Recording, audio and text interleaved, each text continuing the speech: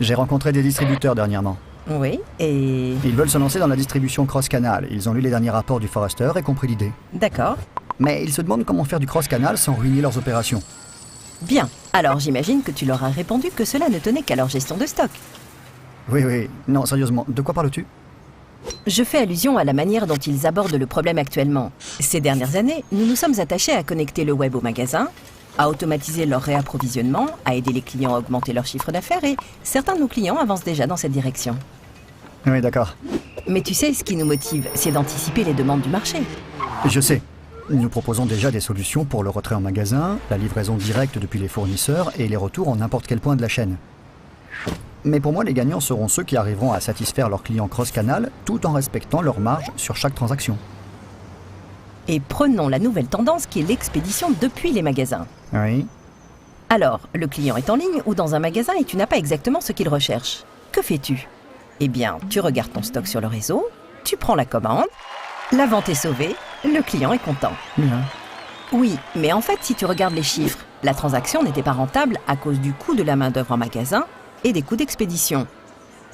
En plus, le magasin concerné risque de se retrouver sans stock pour le prochain client qui rentrerait dans la boutique.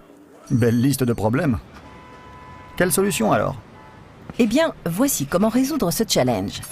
Nous avons développé un algorithme de sourcing qui calcule et pondère dynamiquement les coûts de transport, le niveau de stock réel par rapport au prévisionnel, la disponibilité des ressources en magasin et la marge brute pour proposer la meilleure solution d'approvisionnement. Intéressant, mais que doit faire le magasin quand une commande arrive? Il utilise la solution d'exécution que nous mettons à sa disposition sur la plateforme. Vraiment? Et oui, cela sauve la vente, satisfait le client et préserve les marges. Tu m'as eu. Mais pouvoir vendre son stock ne signifie pas forcément qu'on en a la bonne quantité, si? Effectivement, les marchandises présentes dans l'entrepôt ne portent pas d'étiquette « Pick and Ship Me ». Pense plutôt à toutes ces étapes qui contribuent à rendre le stock disponible. Ce que nous voyons chez beaucoup de distributeurs est un gap énorme entre la planification et ce qui se passe réellement au niveau de l'exécution de ce stock, étape dont nous venons de parler. Et j'imagine que cela implique des coûts élevés de stockage, bien éloignés de la prévision, n'est-ce pas? Oui, et c'est là qu'une plateforme technologique devient incontournable. Elle associe le planning à l'exécution afin de réaliser 3 choses très importantes. Ok. Donc, il faut, premièrement, s'assurer que le réapprovisionnement soit réalisé à l'endroit où la demande est exprimée et non pas juste lors de l'envoi. Deuxièmement, gérer un stock de façon dynamique afin de l'allouer au canal qui en a le plus besoin. Et troisièmement, créer des interactions dynamiques entre le replenishment et l'order management en segmentant le stock. Attends, tu dis segmenter le stock. Tu peux préciser? Alors, pour rafraîchir ta mémoire, nous utilisons la segmentation pour créer des groupements virtuels de stock dans l'entrepôt, par canal, par marque, et nous servons cette image virtuelle aux applications tierces.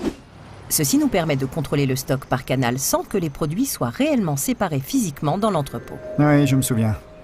Cette segmentation basée sur des règles métiers permet de partager les stocks sur les canaux de façon opportune. Exactement. Nous avons aussi découvert que plus la segmentation est dynamique, plus les résultats sont probants. Et ça signifie? Eh bien, en partageant les informations des applications de planification de stock et de replenishment avec notre solution d'order management, les bénéfices sont là. C'est l'effet plateforme. Ceci permet d'avoir en continu une visibilité du niveau de stock réellement disponible au sein de la supply chain et ainsi pouvoir allouer le bon stock à chaque canal. Ok. Cette plateforme d'intégration supprime les silos entre les applications de gestion et d'exécution du stock. C'est pourquoi je disais, en préambule, que la distribution cross-canal était une affaire de gestion de stock. J'ai compris. Et l'élément crucial pour toute entreprise cross-canal, acheter moins et vendre plus. Non pas par canal, mais pour l'entreprise dans sa globalité. Acheter moins, vendre plus. Ils vont aimer ça. Eh oui!